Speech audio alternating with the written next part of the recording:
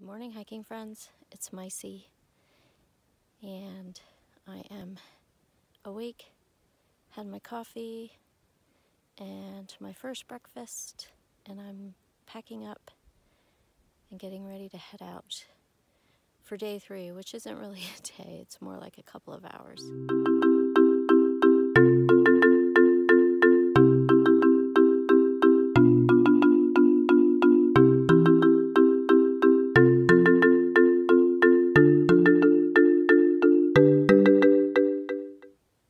I'm hiking out. Cool. I'll see you when the sun comes up.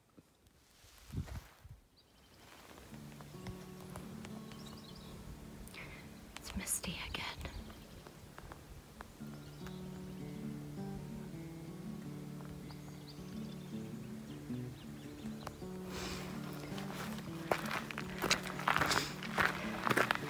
I startled a small herd of deer, and I heard them galloping away, and I thought maybe they were horses, but pretty sure it was a little herd of deer.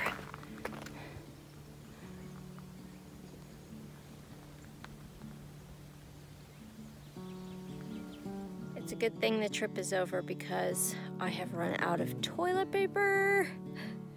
And what else did I run out of? Oh, I have like 1 Cliff Bar and 1 flatbread and 1 Spam and 1 Fritos corn chips.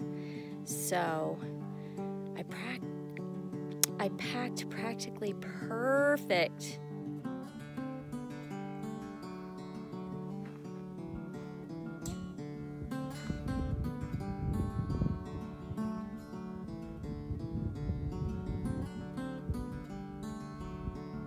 Since this is day 3 of my trip and a super short day, I'm going to get philosophical. And I'm going to tell you why I think backpacking and hiking is a perfect metaphor for life. You know, it's got all the elements of life and just reminds you to be focused on the present and where you are right this second. I can't see more than 10 to 20 feet in front of me on a trail. I can only imagine where the trail is going. And even if you look for the trail, you can't see it. And you can't control it. And just like so many things in life that you don't foresee coming, you can only be where you are right now. You know, the trail, sometimes it's easy and sometimes it's stable and level, and sometimes it's really, really hard, and there's peaks and valleys, and sometimes you laugh out loud and sometimes you cry in frustration. And I just think it's a perfect metaphor for life. And the importance of being where you are and being fully present and being completely in the moment that you're in. And, you know, will the trail have water? You just don't know. Some years the water is plentiful and some years the water's scarce. But still, somehow, you manage to get by. And yeah, isn't it like that with life in general? The finish line is over there. That is the gorgeous Picket Post Mountain. You can climb that if you want to. I don't really want to.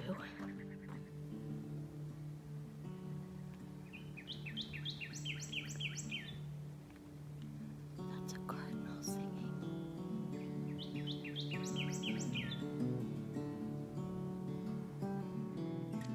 And speaking of life, I almost postponed this trip because there was rain in the forecast a couple of days, well, like the day before the trip, and I was worried about it.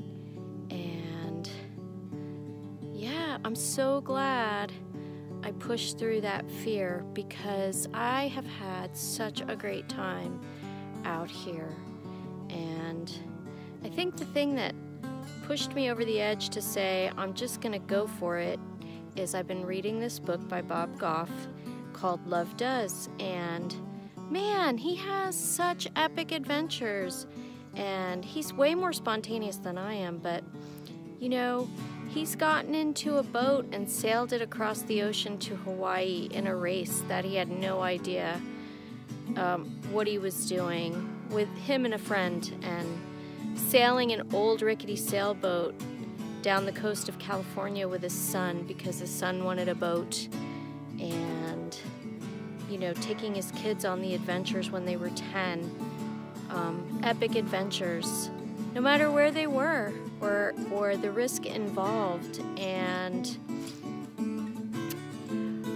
yeah, I'm a planner, but I also I want to be spontaneous with a plan, and I want to get out and do these things because life is risky. It doesn't matter if you're in town or if you're in the wilderness. Life is risky. There's always risk involved, and some of the best adventures involve risk, and I don't want to be a person who thinks about having adventures. I want to be a person who has adventures. And so I'm really, really glad I didn't chicken out for this trip because it was so worth it. I've had the best time out here. So yeah, there's a quote that I heard. I don't remember from where. No, I do. Years ago when I decided to go overseas for missions. And the quote is, if you're not living on the edge, you're taking up too much space. I want to live on the edge. About half a mile from the trailhead is the Picket Post Summit Trail for all of you who want to do something extra on the trail. I hear it's amazing. I think it's like a 3,000-foot climb. FYI. Also, there's a wash over that way. If you're going northbound, it's like to the left of the trail. It looks like it has a bunch of water in it. Don't know how long it'll last, but there is water out here. You just have to look for it. Okay, hiking friends, that's it. I made it to the trailhead. 16 and 17, done. 16 for the first time, 17 for the third time. Now I am gonna get in my car and drive home.